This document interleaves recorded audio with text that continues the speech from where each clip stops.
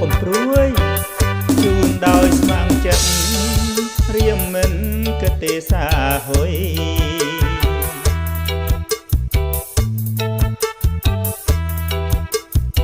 អាយយស្មានទុំនេប៉ះលើប្រពន្ធគេប្តីទៅហ៊ានលោកអើយទេសូមលាហើយអោប្រលឹងចុងសង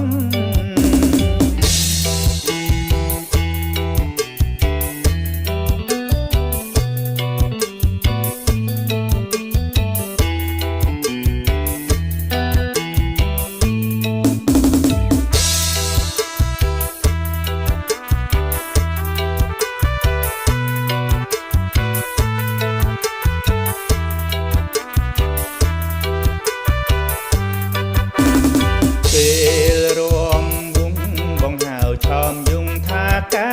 ប្រលឹងអូនសំឡងហើយសាច់ធ្វើមិនដឹងឬមួយអូនពឹងបងជូនទៅផ្ទះ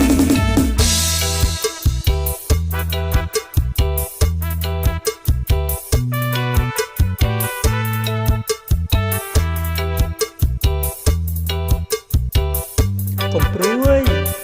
ជូនដោយស្ម័គ្រចិត្ត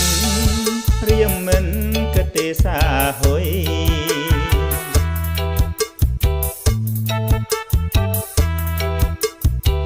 អាយយស្មានទុំនេប៉ះលើប្រពន្ធគេប្តីទៅហ៊ានលោកអើយទេសូមលាហើយអោប្រលឹងចុងសង